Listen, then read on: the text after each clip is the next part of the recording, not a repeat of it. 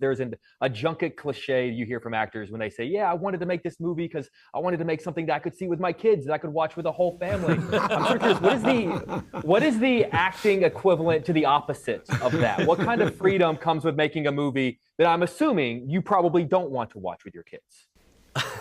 Yeah, I don't want. His kids are cool. Yeah, they're pretty cool.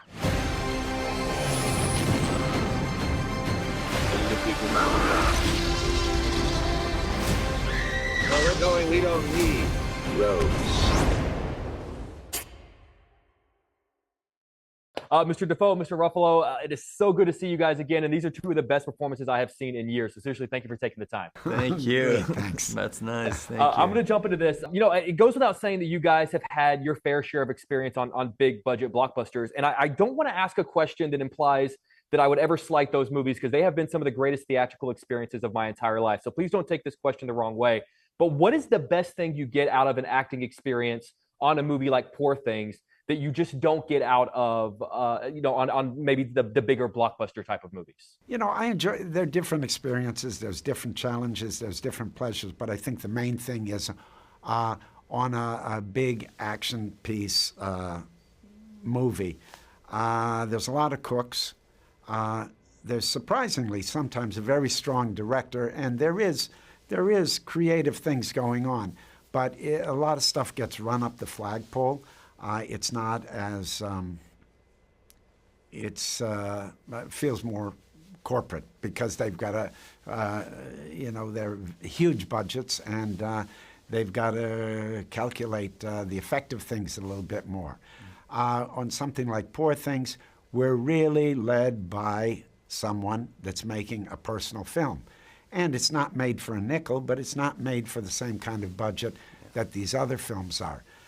So it's a personal film, and we follow him. He creates the world with his collaborators. We enter that world and serve his vision and the vision that's created by the script and by the book. So it's different with each case, but that's the broad stroke for me. Those stories are so big. There's so many characters usually. You're following so many different plot lines, and so it does lose a certain intimacy. And this is, as big as this is, it's really a character-driven story, and it's really about those relationships. And we had 3 weeks of rehearsal, which you never do in a movie. And that really solidifies you as a troupe, but also really gives you a chance to move around in that character and explore them and build them in a way that you just don't have the time to do on a bigger film, which is strange because you probably should have more time, but you don't. And in those two ways, they're different, but you're still doing the same thing. You're listening, you're responding, you're trying to, be honest. It's all performing. Mr. Dafoe, because of the makeup process, obviously you had to get to set earlier than everyone else. You had to sit in that chair for, I believe I heard, 6 hours a day. But I want to talk about your acting process during that period of time. What is the most important, interesting thing you learned about this character while sitting in that chair that you may not have figured out if you didn't have that 6 hours a day going through that process?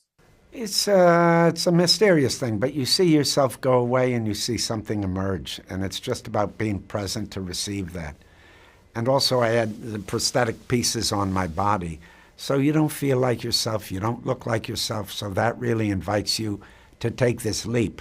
So as you're sitting in the chair, you're just trying to deal with the time there.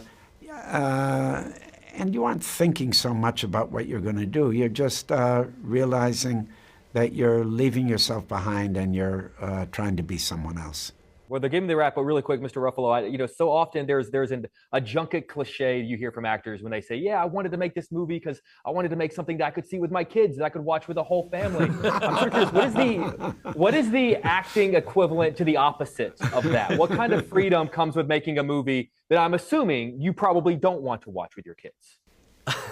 Yeah, I don't want. His kids are cool. Yeah, they're pretty cool.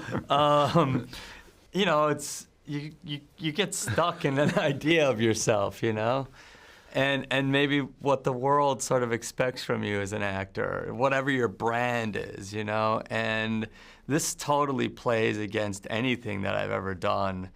And it's a weird kind of oppressive time, I feel like, just generally. And so just to like throw all that off and be close to disastrous was like such a gift and so freeing. But it's really scared me to the point where I tried to talk Yorgos out of giving me the role. I told him, I don't know, man. I don't know if I'm the right person for this. He just laughed at me. He's like, it's you. Well, respectfully, I'm going to tell you that you were wrong because you were the right person. Gentlemen, I've now seen the film twice. It is a stone-cold masterpiece. Your performances are flawless, and I cannot thank you enough for your time. Thank you. Okay, thank you. Good to see you guys. You Take too. care.